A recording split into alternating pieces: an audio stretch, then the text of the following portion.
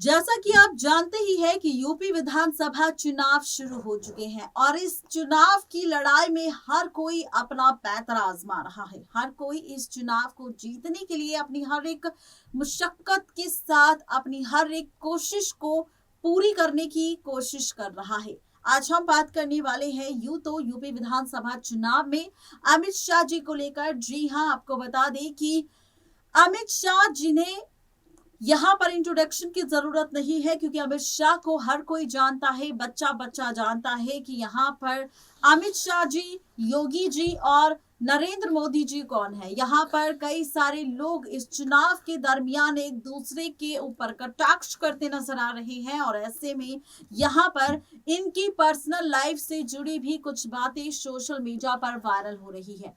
UP विधानसभा चुनाव चल रहा है।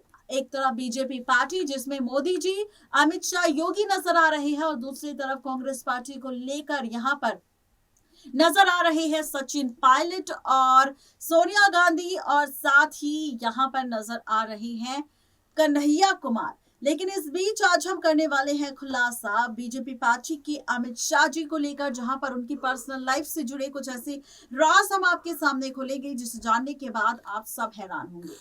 तो इस राज का पूरा सच क्या है उसका थोड़ा सा जिक्र हम आपके साथ कर देते हैं। दरअसल सच ये है कि एक वक्त ऐसा भी था जब अमित शाह जी को जेल जाना पड़ा था। जेल में रहकर भी आए थे अमित शाह और इसके बाद अमित शाह ने जेल के अंदर रहकर ये कसम खाई थी कि चाहे कुछ भी हो जाए लेकिन अब वो कांग्रेस पार्टी को नहीं रहने देंगे। ये कसम खुद अमित शाह जी ने खाई थी। आखिर क्या था जेल जाने की वजह अमित शाह की और क्यों खाई थी उन्होंने कांग्रेस पार्टी को खत्म करने की कसम? देखिए ये रिपोर्ट। बीजेपी अध्यक्ष अमित शाह राजनीति के धुरंधर माने जाते हैं। अपने शानदार चुनावी प्रदर्शन से वो अक्सर बीजेपी को सफल बनाने में अध्यक्ष भी बन चुके हैं। हाल ही में एक बार फिर से बिहार में बीजेपी के समर्थन से नीतीश कुमार की सरकार बनी थी और इसके बाद फिर से उन्होंने रणनीतियों को लेकर चर्चा में आना शुरू कर दिया। आपको बता दें कि अमित शाह को बीजेपी गुजरात से राज्यसभा भी भेज रही थी। हो सकता है कि आने वाले दिनों में वो मोदी सरकार की कई अहम जिम्मेदारियों को भी निभाएं। लेकिन आज हम आपसे बात करेंगे अमित शाह की जिंदगी से जुड़ी उस अहम बात को लेकर जिस अहम बात का जानना आपके लिए काफी जरूरी है।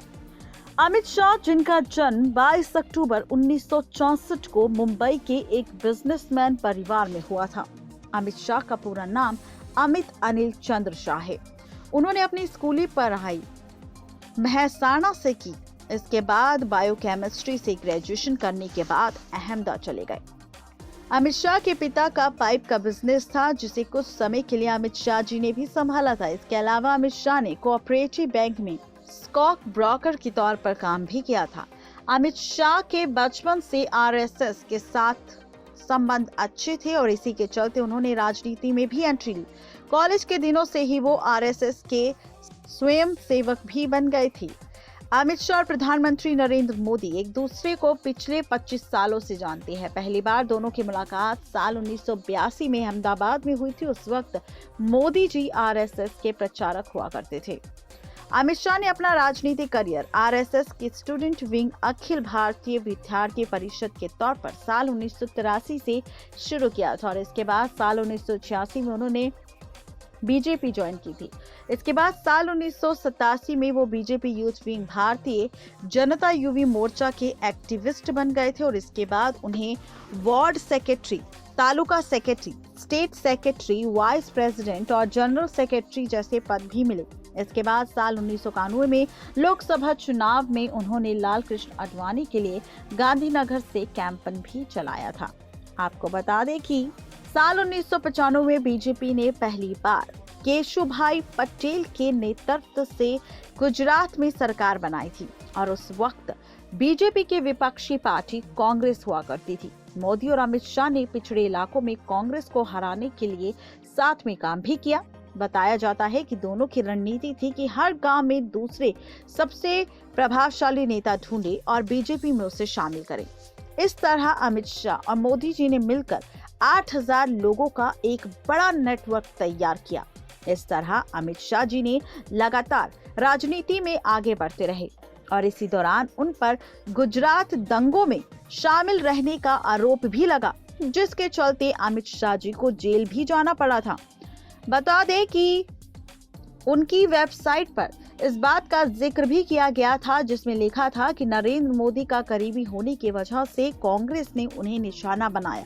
अमित शाह के गृह मंत्री रहते हुए सोहराबुद्दीन के एनकाउंटर को कांग्रेस ने फर्जी बताया था। आपको बता दें कि 25 जुलाई 2010 में अमित शाह को 90 दिन के लिए जेल भी जाना पड़ा था, जिसके बाद वो जमानत पर रिहा हुए और उन्हें अपने राज्य में घुसने पर 2 साल तक रोक भी लगी। बता दें कि साल 2015 में स्पेशल सीबीआई कोर्ट ने उन्हें सभी आरोपों से मुक्त किया था। साल 2016 में खबर आई थी, जिसके मुताबिक जेल में रहते हुए अमित शाह कैदियों को जेल में भगवत गीता के श्लोक सुनाते थे और इसके साथ ही जेल में अमित शाह ने कांग्रेस के खात्मे की प्रतिज्ञा भी ली थी।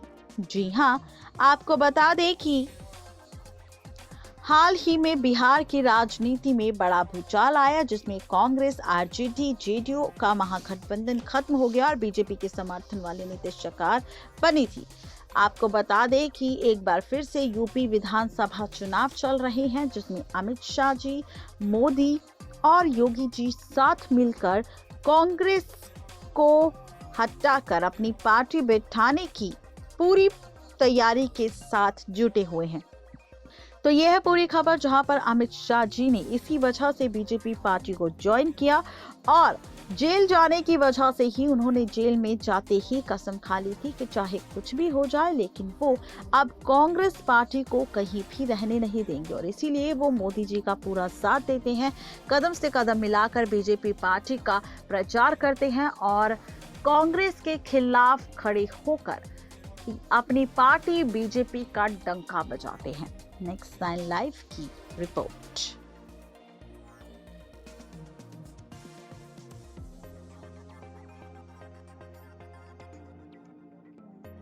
तो देखा आपने, ये थी आज की स्पेशल रिपोर्ट, जहां पर अमित शाह जी से जुड़ी ये सच्चाई भी सामने आई। यूपी विधानसभा चुनाव से पहले किस तरीके से कांग्रेस की पार्टी को लेकर अमित शाह जी ने खाई थी कसम और अब फाइनली कांग्रेस पार्टी को खत्म करने का जो जिम्मा उन्होंने लिया था, जो कसम उन्होंने खाई थी, वो पूरी करने के लिए वो मोदी जी का साथ देकर आगे बढ़ते हुए नजर आ रहे हैं बीजेपी पार्टी को लेकर।